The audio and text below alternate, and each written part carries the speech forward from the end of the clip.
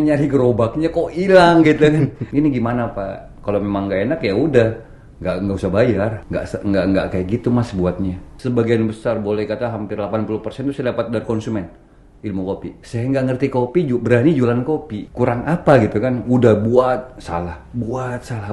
Akhirnya kan mau kebuang. Iya. Jadi ada konsumen satu ngopi ngeliatin, kok Mas dibuang terus kopinya. Wah. Iya.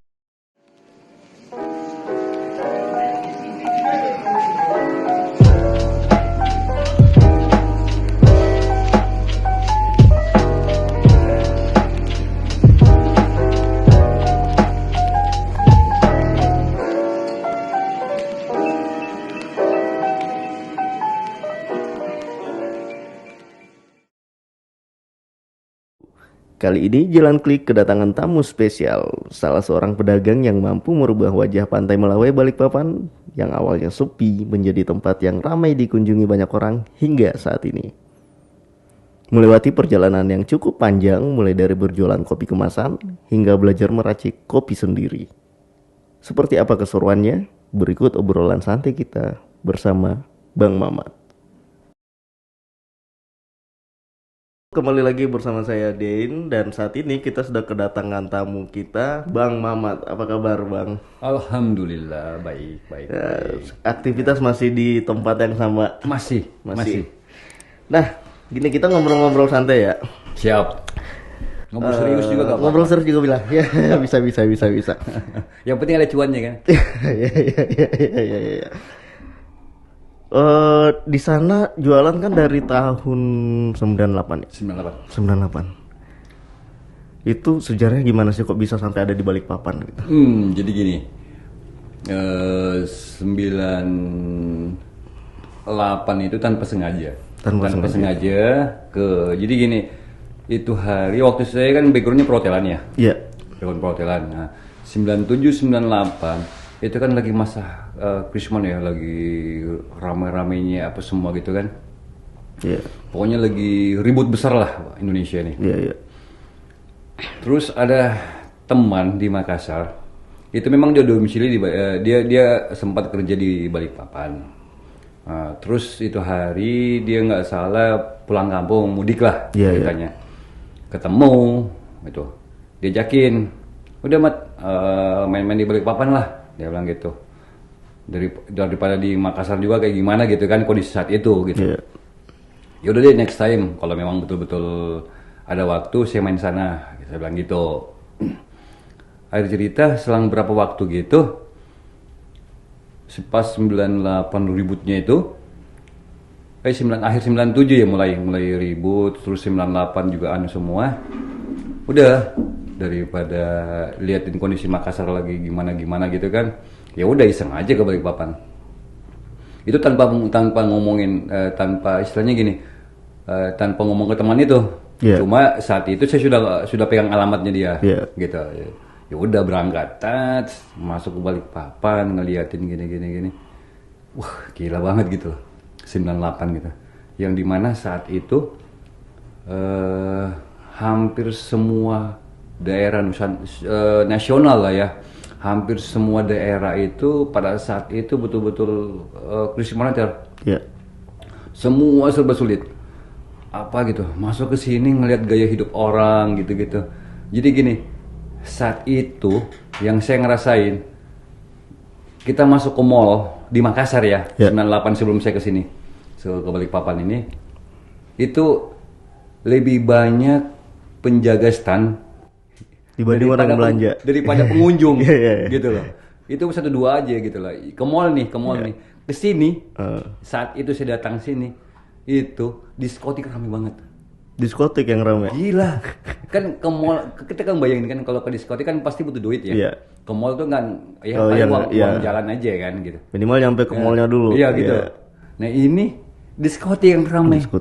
Berarti kebayang nggak saat itu berarti Krismon di Krismon saat itu Indonesia secara nasional. Balikpapan nggak kena. Mungkin nggak begitu berdampak kali ya. Nggak ada dampak sama sekali.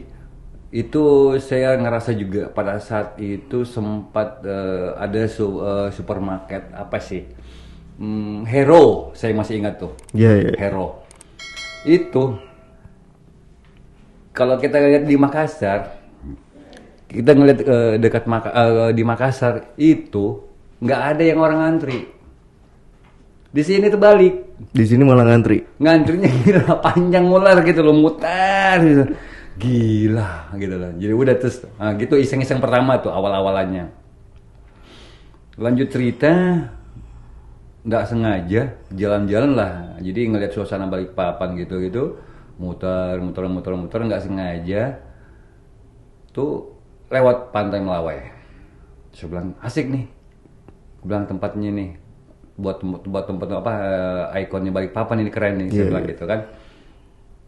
Tuh ya udah, nggak lama gitu pas cari senja apa gitu, pengen lagi ngeliatin suasana. Ternyata kok sepi.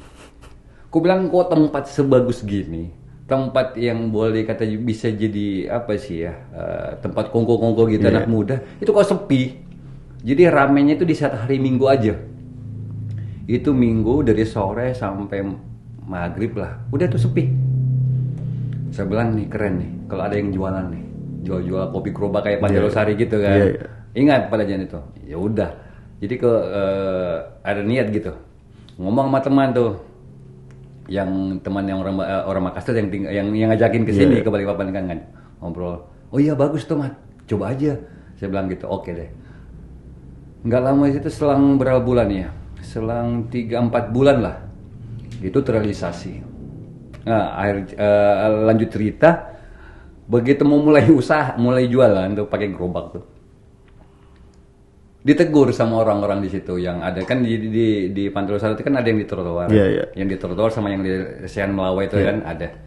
Yang di lesehan ini yang kan yang udah lama banget ya mereka ya, ada sekitar 5 tahunan lebih lah mereka udah mulai jualan gitu. Oh berarti yang di trotoar itu memang baru ya? Jadi di lesehan itu kisaran 98, berarti mereka mulai sekitar kurang lebih 92-93.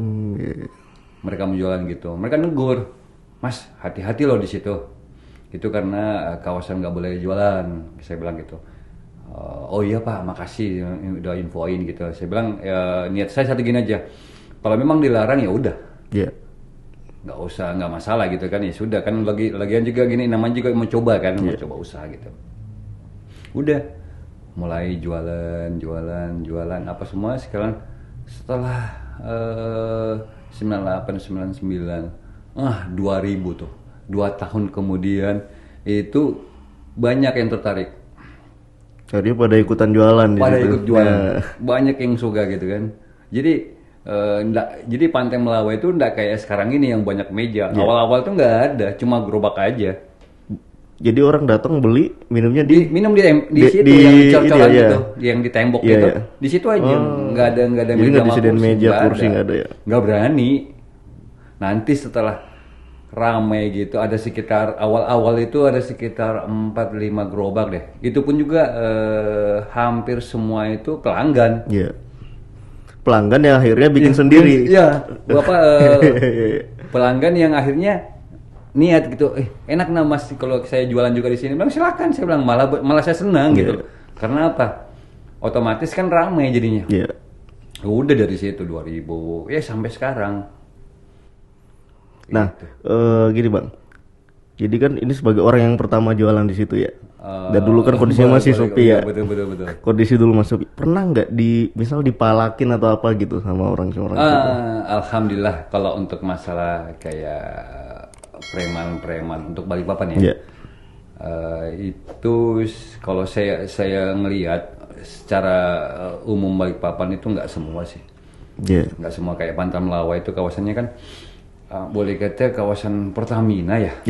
Situ jadi kalaupun juga ada perumahan kampung kan dikit, nggak terlalu Jadi juga Balikpapan ini kayak gitu-gituan itu kayaknya nggak ada deh. Kalaupun juga ada nggak terlalu kelihatan lah. Berarti selama ini aman ya? Aman, alhamdulillah aman. Ingat sampai seterusnya ya. Iya. Amin. Ini ada satu kisah menarik. Pengalaman gerobak hilang, bisa diceritain nggak? itu baru awal pandemi. Awal pandemi itu ya. Itu awal pandemi gerobak. Jadi gini ceritanya. Awalnya itu Kan masih awal-awalnya itu saya jualan awal 98 sampai 2015 itu masih main saset ya. Main kopi-kopi saset lah apa semua gitu. Nah, 2015 saya mulai main berawal gitu. Bermain di kopi. Itu jadi gini, gerobak yang sekarang saya pakai itu serencana saya pakai jadi istilahnya lebih ke kopling, kopi keliling. Kopi keliling. Itu tercipta gara-gara gini, ada berapa banyak perusahaan gitu, Pelindo, Bank Indonesia, terus Mandiri itu hari sempat tapi nggak jadi. Terus ada berapa lagi perusahaan itu yang rencana mau ngajakin, karena mereka ngelihat di 2019 itu, nah gitu. Itu terus makanya gerobak yang sekarang saya pakai itu pakai kopling. Nah gerobak yang lama itu memang stay di Melawai. Nah lucu, jadi akhir cerita gini, begitu program 2020 mau berjalan untuk kopling ini, Februari Maret ya, awal pandemi itu lockdown kan, lockdown. Ya udah, kan itu gerobak yang stay di Melawai yang dulu itu memang saya nggak narik, nggak bawa pulang, memang standby-nya di situ, taruh di Melawai daerah situ. Itu kalau nggak salah 2 minggu kedua pas masuk puasa tuh.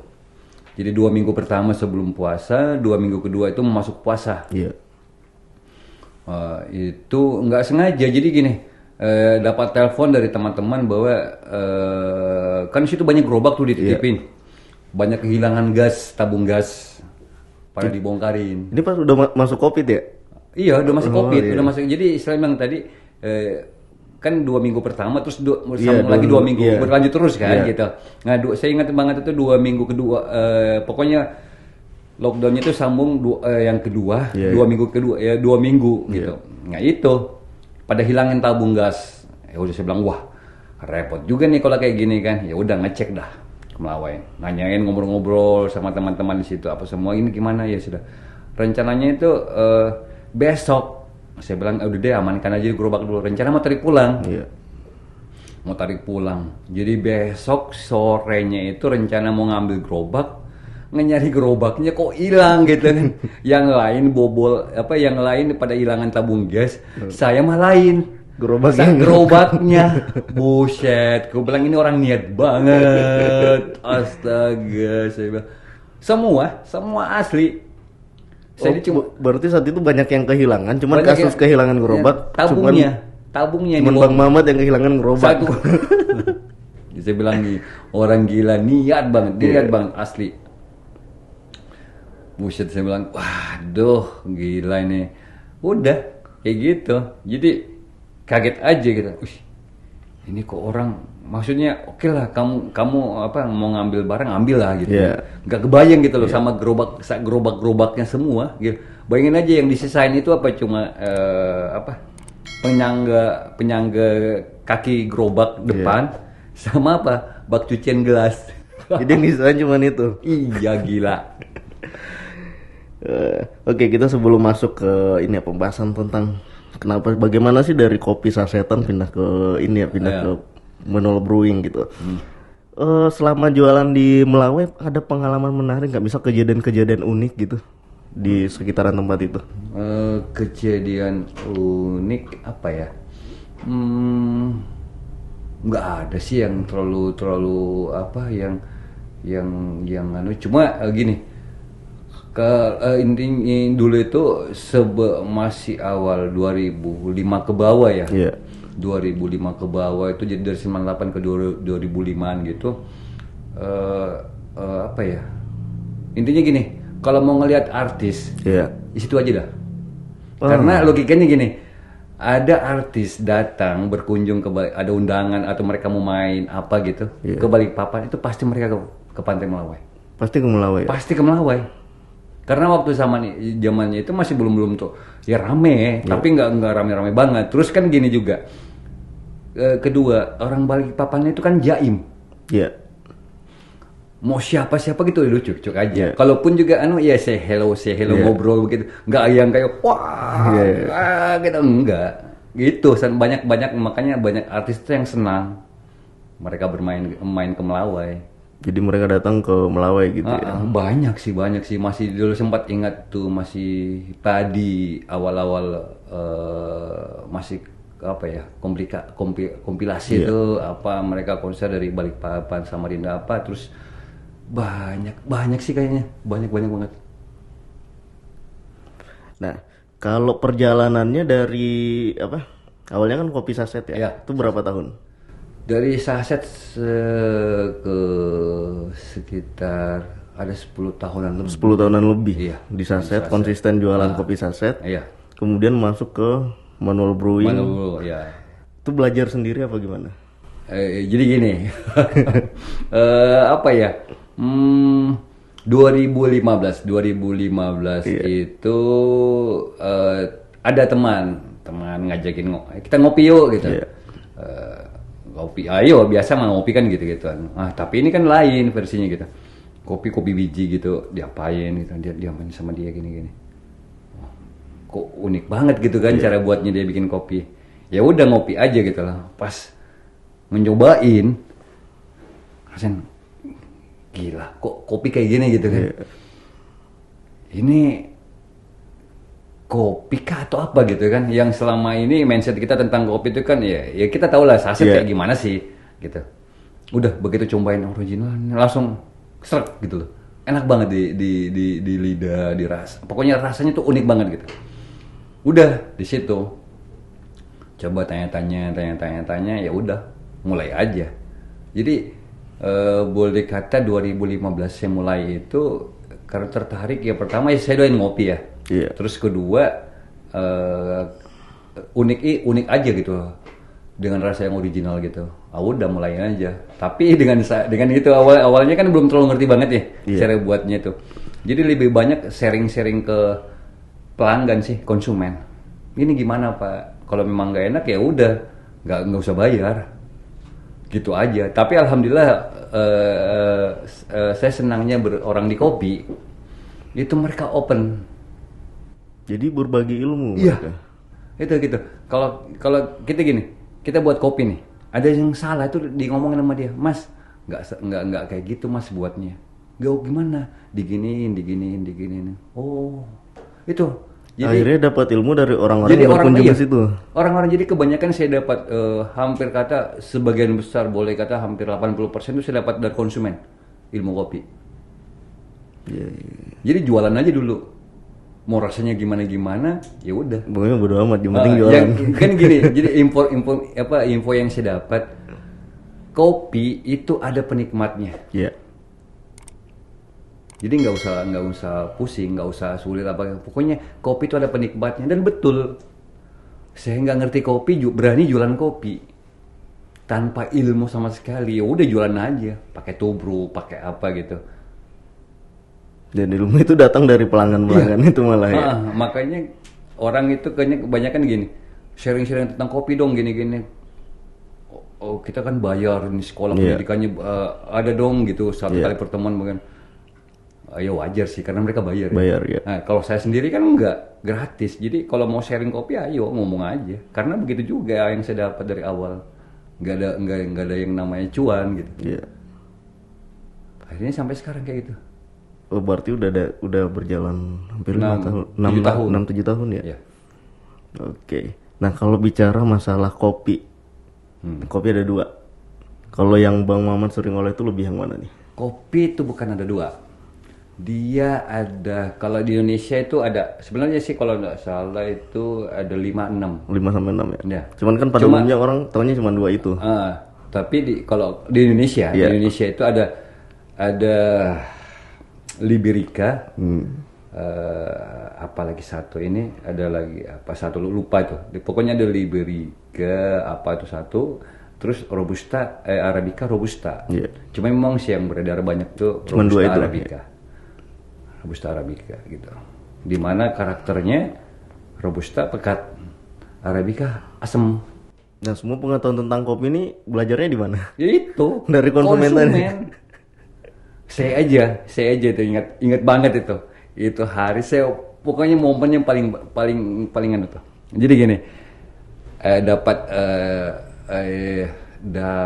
dapat kopi dari mana gitu, lupa. Pokoknya lupa. Iya.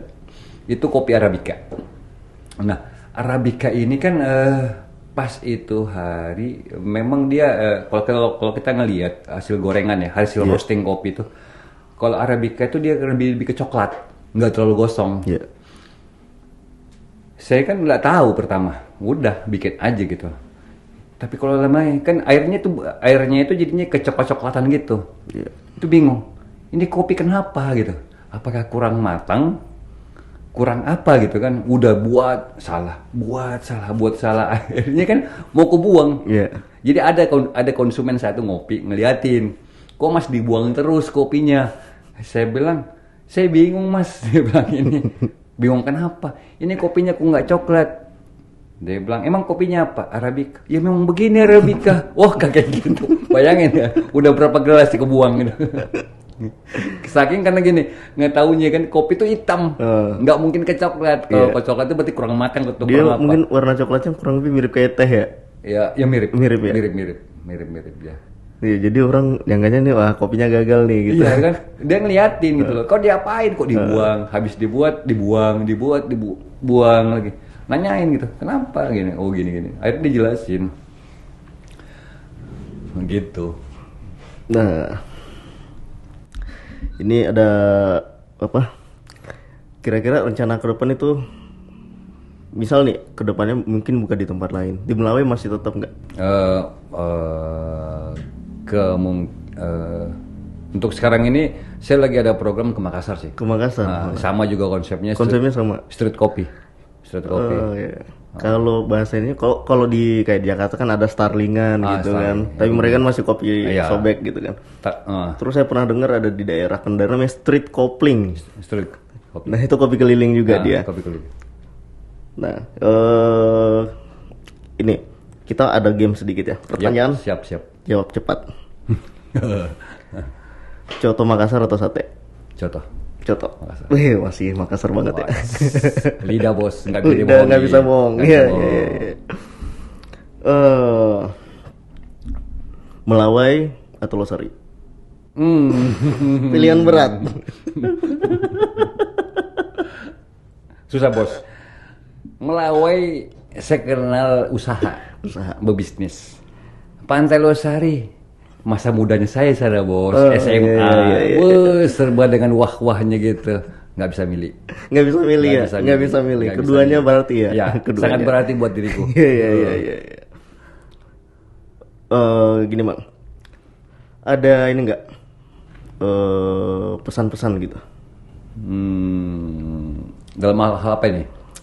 Misal ada quote yang berkaitan dengan kopi mungkin. Mungkin general aja kali ya. General aja kali ya. Iya. Jadi gini, pengalaman hidup saya sendiri gini. Begitu kita mau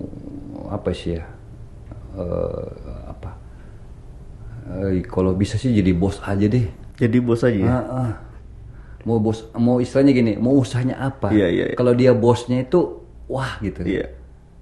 Daripada ya maaf aja, bukan berarti tak mensyukurin apa semua, enggak. Cuma kalau ini kan dari sisinya ya enaknya atau enggaknya kan gitu. Jadi kalaupun gini, mau jabatanmu apapun, tapi kalau kamu tetap anak buah, kan gitu. Jadi gini, kalau saya sih saranin kamu yang muda-muda, jadi pengusaha semua deh. Kalau jadi pengusaha semua yang kerja sih. Yang kerja kita ambil orang luar. Oh, ambil orang luar. Iya. Orang Indonesia harus dikenal jadi pengusaha semua, apapun bentuknya dah. Karyawannya dari luar. Iya dong.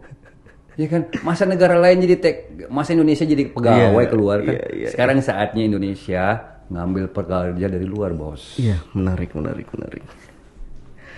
Oke, teman-teman, demikian tadi obrolan santai kita dengan Bang Mamat, salah satu pionir yang pertama kali berdagang di Pantai Melawai Balikpapan. Sekian dulu perjumpaan kita kali ini, sampai ketemu di edisi berikutnya. Siap, dadah, thank you.